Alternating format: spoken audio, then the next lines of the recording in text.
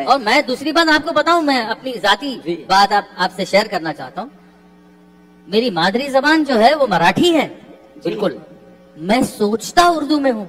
म्हणजे हे असं झालं की खायचं ढुंगणाकडनं आणि वकायचं सगळं तोंडाकडनं। मला वाटलं होतं की सचिन सर कुठेतरी आपलं मार्केट खाली डाऊन करत आहेत, कुठेतरी चांगल्या मार्गावरती चांगल्या वळणावरती चाललेला आहेत, पण फिल्म इंडस्ट्रीमध्ये जोपर्यंत सचिन सर आहेत तोपर्यंत हे शक्य नाही। कालपर्यंत लोक सचिन सरांना लाल संघटना, लाल माझा हे पण म्हणत होती आणि भरपूर नावं होती, पण सचिन सरांनी आपल्या लाल संघटनेला अजून पण लाल करायचं ठरवलं, अजून पण पुढे ढकलण्याचं काम सुरू केलेलं आहे। हे पुढचं त्यांचं ब्रीद वाक्य ऐकल्यानंतर तुम्हाला समजेलच। मुझे अगर रात को 3 बजे भी अगर मेरी बीवी या कोई उठा देता है तो तुम उर्दू में जागते तो मैं उर्दू में जागता हूँ। और उर्दू में जागता नहीं, मैं उर्दू के साथ सोता भी हूँ। उर्दू एक ऐसी बात है जो मेरी बीवी को पसंद है। या माणसाचं डोकं पूर्णपणे खराब होत चाललंय। तो माणूस काय बोलतोय, काय करतो याचं यालाच माहित नाही। उगाच याला लोक लाल म्हणत नाही। सचिन सर असं म्हणतात की मी ज्यावेळी झोपेतून उठतो उर्दू माझ्या कडेला बसलेली असते, ज्यावेळी मी झोपाय जातो त्यावेळी उर्दूला घेऊन मी झोपतो। अरे सचिन सर काय डोकं बिकं शॉर्ट झाले का काय? आतलं काय सर्किट हल्लंय का काय? चायला म्हणजे लोक ऐकतात आपलं फेम जास्त आहे म्हणून काय पण सांगितलं लोकांनी पटतंय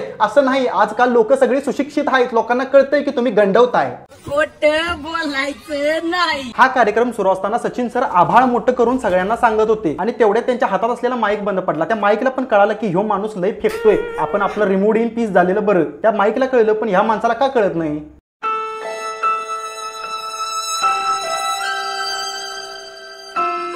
त्या स्टेजवरती भरपूर माणसं बसली होती आपलं मनोगत व्यक्त करण्यासाठी हातामध्ये माईक पकडून, पण आपल्या महागुरूंनी एवढं मोठं आबाळ केलं होतं की ते कुणाला ऐकतच नव्हते। सवयी माझ्या सुधारल्या लग्नानंतर, म्हणजे काही सवयी सुधारल्या। हा सचिन सरांचा गैरसमज आहे। सचिन सरांना वाटतंय की मी आता फेकाफेकी बंद केली आहे, गंडवागंडवी बंद केली आहे, पण हे लग्नाच्या आधी पण असंच गंडवत होते आणि लग्नानंतर तर मोठा आबाळ करून लोकांना सांगायला लागल्यात। खाण्याची पद्धत सुद्धा सुधारली, म्हणजे काहीही खायचं असं जे पूर्वी होतं ते आता तसं नाही। मग खायचं असेल तर मग तुम्ही व्यवस्थित एक वार पकडा आणि मग तुम्ही रात्री खा, दिवसा व्हेजिटेरियन खा, आरोग्याकरता चांगली गोष्ट असते। सचिन सर तुम्ही मोठी माणसं, आम्ही गरीब माणसं, तुम्ही आपलं टाइम टेबल लावून आता कांदा खायचा, संध्याकाळनं बटाटो खायचा, दुपारी टोमॅटो खायचा, असं तुमचं सगळं दिवसभराचं टाइम टेबल असते। पण आमचं तसं नसतंय। आम्ही गरीब माणसं, आमच्या घरात आमचं बाबा म्हणलं की नाही जो नक्कानी भाकरी खायची तर ती खायची, नाही म्हणलं की कंबारड्यात लात पडती।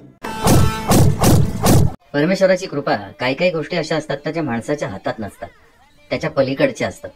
त्यातली एक गोष्ट म्हणजे अशी बनवा बनवी। तो चित्रपट मी बनवलाय असं मी बोलूच शकत नाही।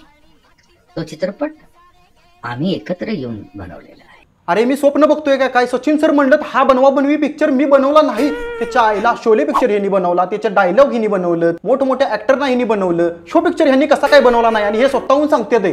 हे अप्रिसिएशन कुठून शिकलात? हे तुमच्यात कसं आलं? माझ्या स्वभावात आहे ते, पहिली गोष्ट तेच मी जे म्हटलं तसं। सचिन सर तुमचा स्वभाव तर सगळ्यांना आता माहिती झालाय की तुम्ही आभाळ किती मोठं करून सांगताय, तुम्ही किती खरं बोलताय हे सगळ्या लोकांना आता माहिती झालंय, त्यामुळे तुम्ही सांगायची गरज नाही। माझ्या स्वभावात काय, मला चांगलं आधी दिसतं आणि हे काय मी त्याच्याकरता हे प्रॅक्टिस केली नाही, हे उपजत आहे।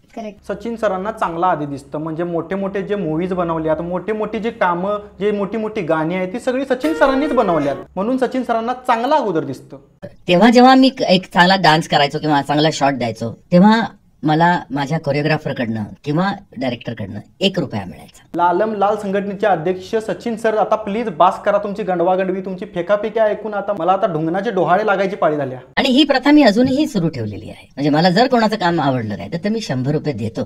तर मित्रांनो सचिन सर काही थांबणार नाहीत, आभाळ मोठं करायचं ते अजून मोठं करणारच। आपण आता इथं थांबूया। आमच्या चॅनलवरती नवीन असाल तर सबस्क्राईब करा। आपले व्हिडिओ फक्त आणि फक्त कॉमेडी आणि एंटरटेनमेंटसाठी असतात, बाकी कुणी याला पर्सनली किंवा वैयक्तिक घेऊ नका। धन्यवाद।